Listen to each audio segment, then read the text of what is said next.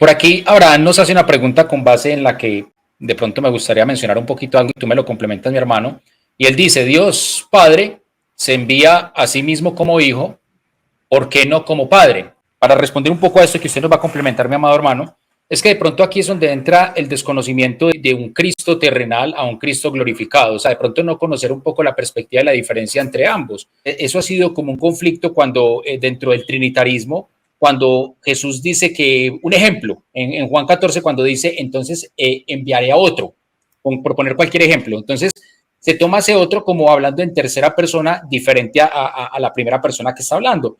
Pero recordemos muy bien, mis amados, que el mismo Jesucristo habla de una tercera persona refiriéndose a él mismo cuando habla del Hijo del Hombre. De hecho, habla muchas veces del Hijo del Hombre en tercera persona, pero está refiriéndose a él mismo. Entonces yo creería que es más como jugar con la dialéctica, con conocer un poco el lenguaje bíblico y conocer que realmente un hijo, según las escrituras, tuvo comienzo, según las escrituras, fue en el momento en que entró Jesucristo al mundo. O sea, antes, de hecho, Juan es muy claro.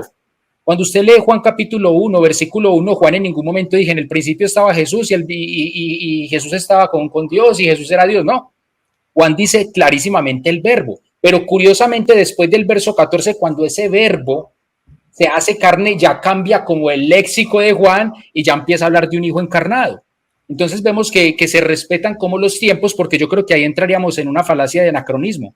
Y yo creo que me da como el sinsabor de que de ahí parte más el error, mi amado, o sea, como una falacia más de anacronismo y no saber comprender como los tiempos de Dios, o sea, la eternidad y fuera de ella. Y es como saber entender realmente qué es ser hijo de Dios y es entender qué es ser hijo de hombre. Hijo de Dios por ser obediente a Dios. Hijo de Dios por someterse a la voluntad de Dios. Hijo de Dios por cumplir con el mandato de Dios. Y obviamente por ser engendrado por el Espíritu Santo. Más hijo de hombre por estar obviamente en ese parámetro de hombre y por estar en toda su humanidad. Entonces, yo creo que aquí debemos saber es distinguir ese tipo de cosas. Mire, aquí les voy a leer dos textos, que el primero se encuentra en Filipenses 2, que precisamente es el texto que estamos utilizando como base, pero en el versículo 9. Dice lo siguiente, Filipenses 2:9, por lo cual Dios también lo exaltó hasta lo sumo y le dio un nombre que es sobre todo nombre, para que en el nombre de Jesús se doble toda rodilla y continúan a la narrativa. Mi pregunta es, ¿será que Jesús no tenía ese mismo nombre antes de ser exaltado?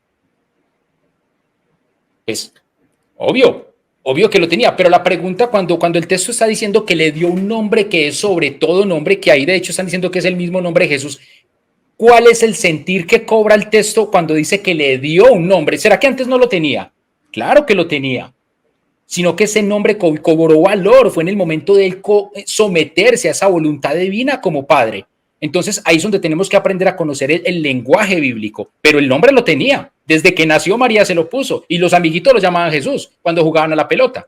Entonces el nombre cobra valor y cobra sentido, es en el momento en que él se somete a la voluntad del Padre y cumple con esa misma voluntad. Y quiero terminar con el último texto que es muy similar a ese mismo y se encuentra en la carta de los Romanos capítulo 1, versículo 4. Y dice, vamos a leer desde el 3, dice, acerca de su Hijo, nuestro Señor Jesús el Mesías, del linaje de David según la carne.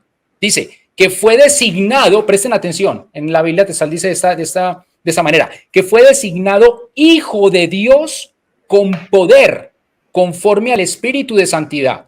Vemos que en esos momentos lo que ató a Jesús a esa voluntad del Padre desde chico, desde niño, fue esa obediencia y esa santidad, aún estando en esa kenosis, en ese vaciamiento del conocimiento de muchas cosas de Dios.